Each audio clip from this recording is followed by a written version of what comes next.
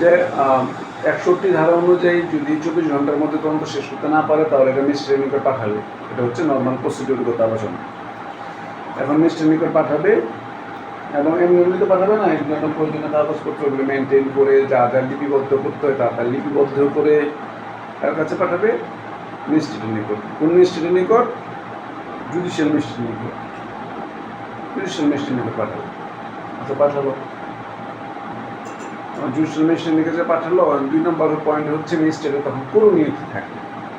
আমরা জানতে হবে ম্যাজিস্ট্রেটের নিকট করণীয় কী।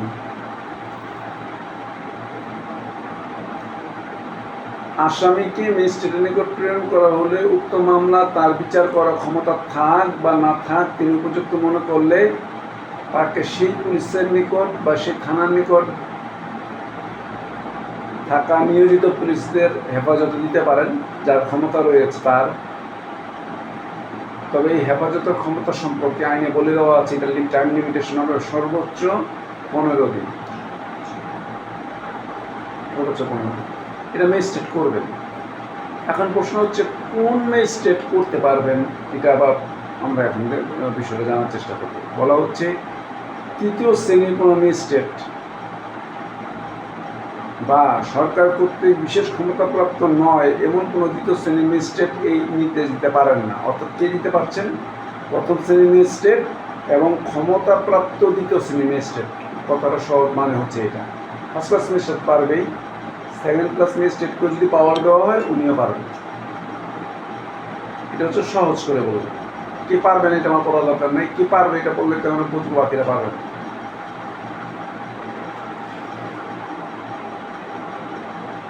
4 নম্বর পয়েন্ট হচ্ছে আটক রাখার কারণ লিপিবদ্ধ করা। আসামিকে পুলিশের হেফাজতে যদি রাখা হয়, যে ম্যাজিস্ট্রেট আটক রাখার নির্দেশ দিবেন তিনি কেন নির্দেশ দিলেন তার একটা কারণ তিনি অবশ্যই লিপিবদ্ধ করবেন। এটা না, মূলত সব কিছুই অবশ্যই তাকে লিপিবদ্ধ করে বলতে হবে। মানে উনি রিমান্ডের জন্য দিলেন, কেন দিলেন এটা বলতে হবে। আমি এই কারণে মনে করলাম রিমান্ডে নেওয়ার দরকার আছে। তাহলে আটক রাখার কিন্তু একটা কারণ দিতে হয়। শুধু এটা না, সব মামলার ক্ষেত্রে একই রকম নিয়ম। পরে আদেশের একটা নকল তাকে সরবরাহ করতে হবে। এই যে ম্যাজিস্ট্রেট যে আদেশটা দিলেন, এই আদেশের একটা কারণ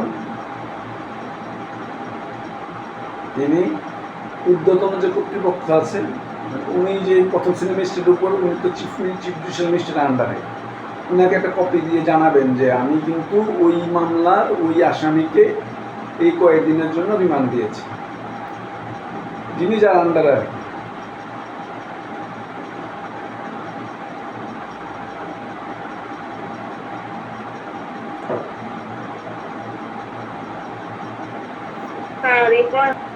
একশো 67 বলা হইল চিফ মেট্রোপলিটন ম্যাজিস্ট্রেট অথবা চিফ জুডিশিয়াল ম্যাজিস্ট্রেট ব্যতীত অন্য কোনো ম্যাজিস্ট্রেট যদি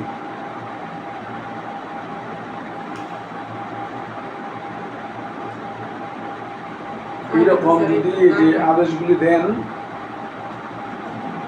তাহলে তার উপরস্থ ম্যাজিস্ট্রেটের কাছে প্রেরণ করবেন। কিন্তু ব্যাপারটা হচ্ছে যেখানে চিফ মেট্রোপলিটন ম্যাজিস্ট্রেট দিবে আর চিফ জুডিশিয়াল ম্যাজিস্ট্রেট দিবে, ওনার উপরে তো বিচারক নাই, ওনার উপরে বিচারক একবার জজ সাহেব। ওটাই বলছে যে চিফ মেট্রোপলিটন ম্যাজিস্ট্রেট বা চিফ জুডিশিয়াল ম্যাজিস্ট্রেট যদি এইরকম আদেশ দেন, উনি যদি দেন, ওনারা যদি দেন, হয় চিফ মেট্রোপলিটন দিলেন বা চিফ জুডিশিয়াল দিলেন, তাহলে ওনারা আদেশের কপি কার কাছে পাঠাবেন? উনি মেট্রোপলিটন এলাকার জন্য মহানগর দায়রা জজের কাছে পাঠাবেন, আর নারায়ণগঞ্জের মতন জেলা শহরগুলিতে দায়রা জজের কাছে একটা কপি পাঠাবেন, আদেশের নকলের কপি।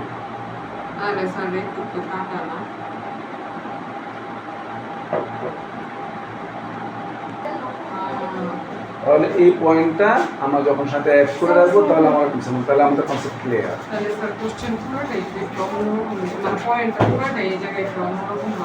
এই পয়েন্টের মধ্যে আপনার আদেশের মধ্যে নকলের যে ব্যাপারটা আছে, পয়েন্টটা যখন আপনারা লিখবেন, আপনারা ওইটাও লিখবেন, আর আমি যে নতুন সংযোজন করে যেটা বললাম ওইটাও লিখবেন। তাহলে বুঝে যাবো যে আপনি একবার লেটেস্ট আপডেটটা লিখছেন। এই পয়েন্টটা তো লিখবেন, তখন এটাও লিখবেন। গাড়ির মতন করে লিখবেন না, গাড়ি ভুল আছে।